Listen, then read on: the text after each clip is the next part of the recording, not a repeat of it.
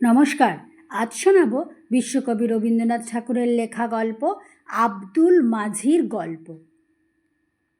আব্দুল মাঝি ছুচল তার দাড়ি, গোঁফ তার কামানো, মাথা তার ন্যাড়া। তাকে চিনি, সে দাদাকে এনে দিত পদ্মা থেকে ইলিশ মাছ আর কচ্ছপের ডিম। সে আমার কাছে গল্প করেছিল একদিন চৈত্র মাসের শেষে ডিঙিতে মাছ ধরতে গিয়েছে। হঠাৎ এলো কালবৈশাখী, ভীষণ তুফান, নৌকা ডোবে ডোবে। আব্দুল দাঁতে রশি কামড়িয়ে ধরে ঝাঁপিয়ে পড়ল জলে, সাঁতরে উঠল চরে, কাছি ধরে টেনে তুলল তার ডিঙি। গল্পটা এত শিগগিরই শেষ হলো আমার পছন্দ হলো না। নৌকাটা ডুবলো না, অমনিই বেঁচে গেল, এ তো গপ্পই নয়। বারবার বলতে লাগলো।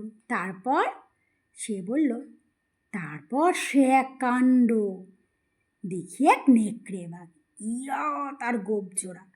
ঝড়ের সময় সে উঠেছিল ওপারে গঞ্জের ঘাটের পাকুড় গাছে। দমকা হাওয়া যেমনি লাগলো, গাছ ভেঙে পড়ল পদ্মায়। বাঘ ভায়া ভেসে যায় জলের দূরে। খাবি খেতে খেতে উঠল এসে চড়ে। তাকে দেখেই আমরা রশিতে লাগালুম ফাঁস। জানোয়ারটা এত বড় চোখ পাকিয়ে দাঁড়ালো আমার সামনে। সাঁতার কেটে তার জমে উঠেছে খিদে। আমাকে দেখে তার লাল টকটকে জিভ দিয়ে নাল ঝরতে লাগলো। বাইরে ভিতরে অনেক মানুষের সঙ্গে তার চেনাশোনা হয়ে গেছে। আব্দুলকে সে চেনে না। আমি ডাক দিলুম, আও বাছা। সে সামনে 2 পা তুলে উঠতেই দিলুম তার গলায় ফাঁস আটকিয়ে। ছাড়বার জন্য যতই ছটপট করে ততই তার ফাঁস এঁটে গিয়ে তার জিভ বেরিয়ে যায়। এই পর্যন্ত শুনেই আমি ব্যস্ত হয়ে বললুম, আব্দুল, সে মরে গেল নাকি? আব্দুল বললে, মরবে তার বাপের সাধ্য কি? নদীতে বান এসেছে, বাহাদুরগঞ্জে ফিরতে হবে তো। ডিঙির সঙ্গে জুড়ে বাঘের বাচ্চাকে দিয়ে গুণ টানিয়ে নিলেম অত্যন্ত 20 কোষ রাস্তা। গো গো করতে থাকে, পেটে দি দাঁড়ের খোঁচা।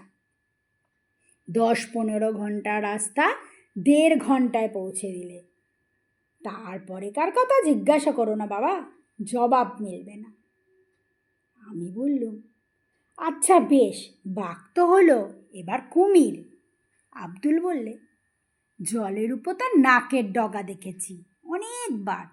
নদীর ঢাঙুর ডাঙায় লম্বা হয়ে সে যখন রোদ পোহায়, মনে হয় ভারী বিচ্ছিরি হাসি হাসছে।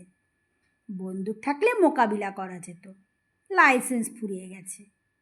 তো মজা হলো, একদিন কাচি বেদেনি ডাঙায় বসে দা দিয়ে বাখারি চাচ্ছে। তার ছাগল ছানাটি পাশে বাঁধা। কখন নদীটা থেকে কুমিরটা পাঠা ঠ্যাং ধরে জলে টেনে নিয়ে চলল। বেদিনী এক লাফে লাফ দিয়ে বসলো তার পিঠের উপরে। দা দিয়ে ওই দানব গিরগিটিটার গলায় চের উপর পোঁচ লাগাল। ছাগল ছানা ছেড়ে জন্তুটা জলে ডুবে পড়ল। আমি ব্যস্ত হয়ে বললুম, তারপরে? আব্দুল বললে, তারপরেকার খবর তলিয়ে গেছে জলের তলায়, তুলে আনতে দেরি হবে। নমস্কার। গল্প পাঠ এখানেই শেষ হলো। আবার পরের দিন আসবো আরেকটা গল্প নিয়ে। আজকে আসলে